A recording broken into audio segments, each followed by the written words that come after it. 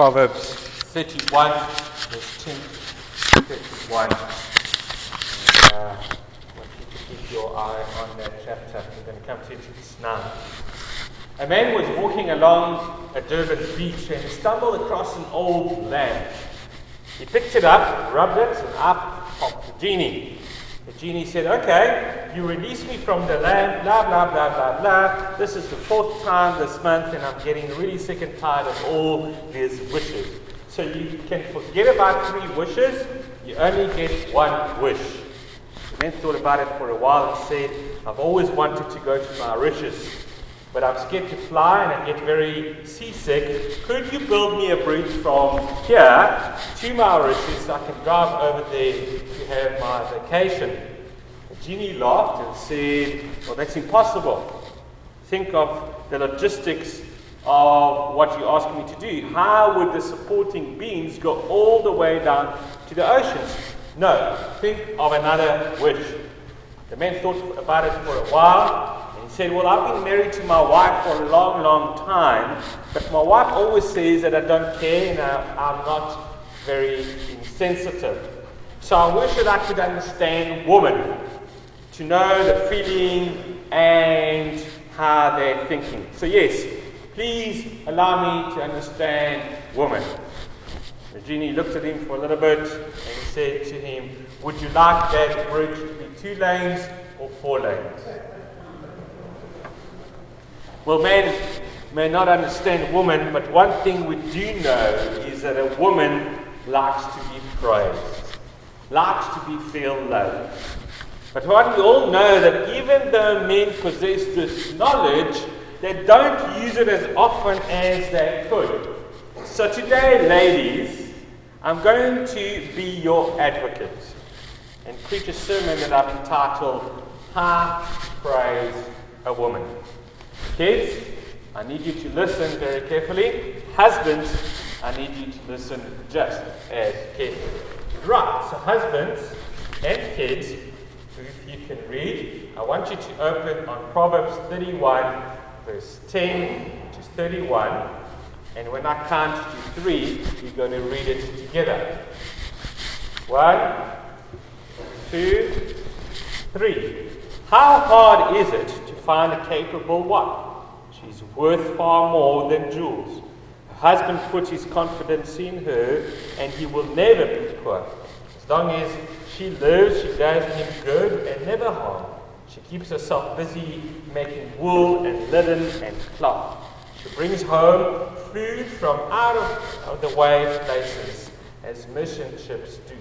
She gets up before daylight to prepare food for her family and to tell her servant girls what to do. She looks at that land and buys it, and with money she has earned, she plants a vineyard. She's a hard worker, strong and industrious. She knows the value of everything she makes and works late into the night. She spins her own thread and weaves her own cloth. She's generous to the poor and the needy. She doesn't worry when it snows because her family has warm clothing. She makes bedspreads and wears cloth of fine purple linen. Her husband is well known, one of the leaders' citizens. She makes cloth and belts and sells them to merchants. She's strong and respected and not afraid of the future. She speaks with a gentle wisdom. She's always busy and looks after her family needs. Her children show their appreciation and her husband praises her. He says, "Many women are good wives, but you are the best of them all. Charm is deceptive and beauty disappears, but a woman who honors the Lord should be praised. Give her credit for all she does. She deserves the respect of everybody." May the Lord bless your heart by reading of His word. So guys, would you like to have a wife who is 10 out of 10? Okay? Well, how about a 12? See, I'm going to give you 12 things from this text to think about.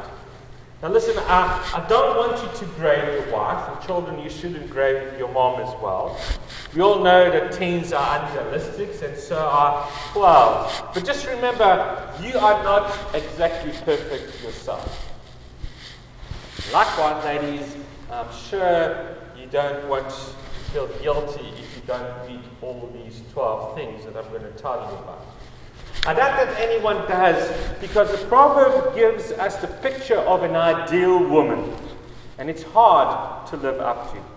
The point is that when you find something praiseworthy, you should give praise to it. Philippians 4 verse 8 ends up by saying, if there is anything excellent, and if anything worth of praise, let your mind dwell on these things. If you can praise your wife, if you can praise your mother, kids, then you should.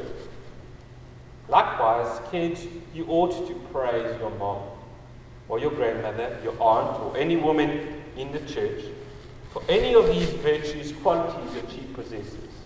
So here's a list of 12 qualities that are worth praising your wives and your mom.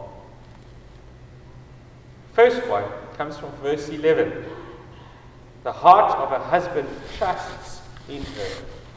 I wonder how many of you praise your wife or your mom, because you find her to be someone that you can trust. In fact, not only can you trust mom to get something done, but she always has a way of doing it before you even think about it. Isn't that right? Mom have that sixth sense. How many times have you said, honey, can you?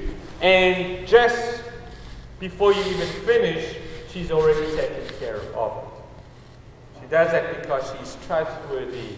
She is dependable. You can also trust that she's not out behind your back talking bad things about you or hiding things from you. Trust is vital to a good relationship. And hey, if the lady in your family is trustworthy, you should praise her. So the second thing, verse 12, says she does him good all the days of her life. That tells me two things. I want to put those two things into one point. First, if a wife does you good, that means she builds you up, doesn't it? And let me tell you, we all know that we are not worthy of all good comments that they bestow upon us. Women have that unique way of telling their husbands and their children exactly what they both need to hear and want to hear. Indeed, they build us up and do us good. There's a story of a husband and wife who go to the doctor after the husband has a heart attack. And after they go to the doctor, and after the doctor examines the husband, he takes the wife aside and he tells her that in order for her to prevent her husband from having another heart attack, another quite bad heart attack, she needs to do the following. She needs to praise him every day. She needs to make him food 3 meals a day, every day. She needs to make herself available for romance whenever he wants to, and so on. The list goes on. On the way home, there's silence in the car. She drives the car, and the husband looks at her and he says, What did the doctor tell you? The wife thought for a moment. She looked at her husband, and with a loving voice she said, The doctor said you're going to die.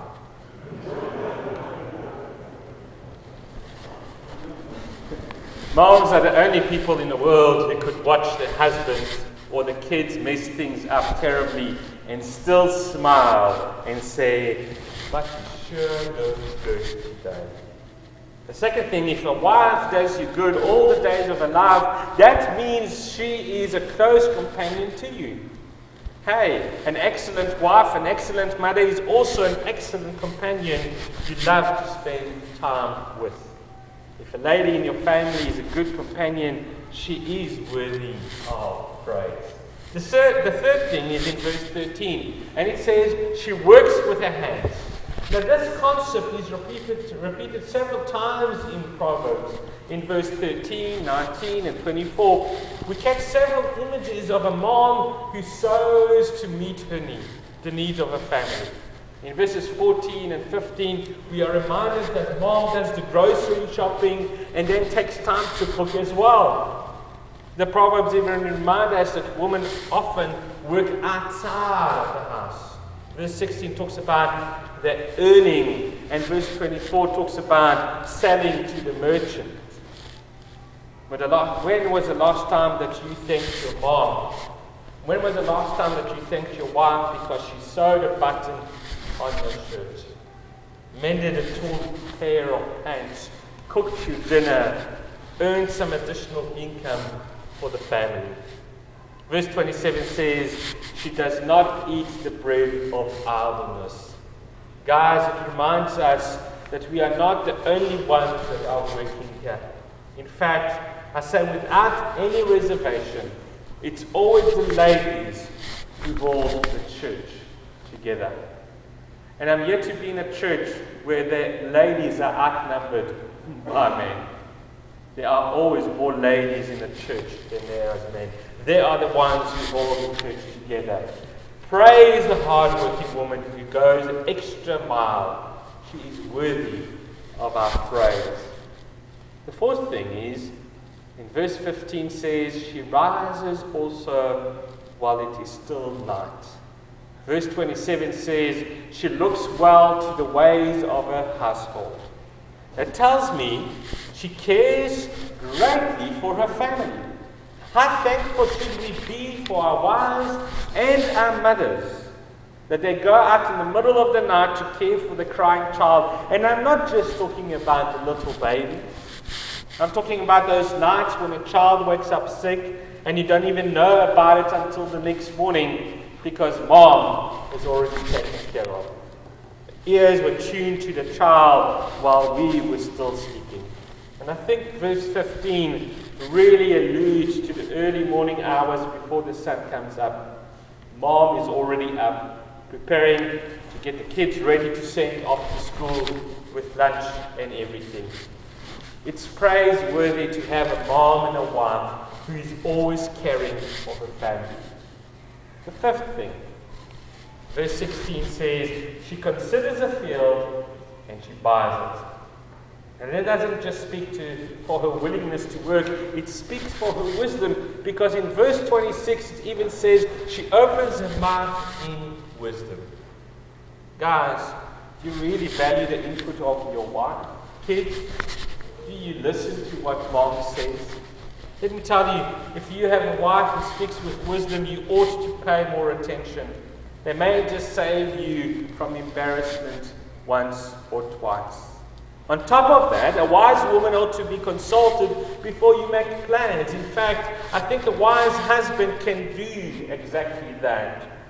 If you're smart enough, you should consult with her before you make a decision. And so I pray to praise a woman for her wisdom that she is imparting in her family should be done. The sixth thing, verse 20 says, she extends her hand to the poor and she stretches out her hands to the needy. How blessed you are if mom is a loving person. Not just towards you, but also towards people in the community.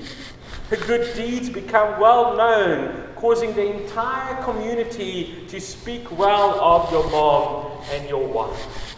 And consequently, as a result of you too. It's a blessing to know that people speak highly of her. And if you've got a mom or a wife who's a compassionate person, she should be praised today.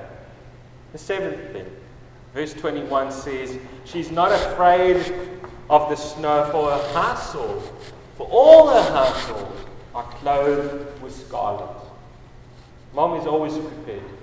Kids, you ought to say thank you to your mom every time she remembers something that you forgot. Okay? Every time she thinks of something that you don't think of. Every time she plans ahead and bails you out when you need to be bailed out. Moms are always prepared. Just look at some of those purses and some of her handbags that they carry. It's so huge. You know why? Because there's everything you need in that bag. Before you even said, Mom, I need, she gets her hand into that bag and she takes it out. Praise the woman who's always prepared when no one else seems to be. So what's the 8th thing? In verse 22, she makes covering for herself and she clothing herself and her kids with fine linen. Guys, this is the one you may like the most. Women go a great length to look good for us men, isn't it? When she does, you better pay attention and let her know that you've noticed. Kids, same with you. When Mom dresses up, let her know how beautiful she looks when she comes out of her room. Everyone should compliment Mom when she makes herself attractive, husbands and kids. What's the 9th thing? Well, verse 23 says, her husband is known in the gates when he sits among the elders of the land. And do you know what that means? It means she makes you look good. And it may be in spite of the fact that sometimes you don't deserve it. Hey, if your wife makes you look good, if she gives you a good reputation, you ought to bow down and kiss her feet. It's a very rare quality. I know several women who continually make their husbands look bad, and for a variety of reasons. Praise be to the wife and mom who makes us look good, who causes us to have an outstanding reputation. Both kids and husbands shouldn't take this lightly. The 10th thing is in verse 25, and it says she smiles at the future. How pleasant it is to have a mom in the house who isn't always worried and fretting about everything, but instead is optimistic what life ahead will be like. Optimistic people are encouragers and they are dreamers, and they will help us to accomplish those goals.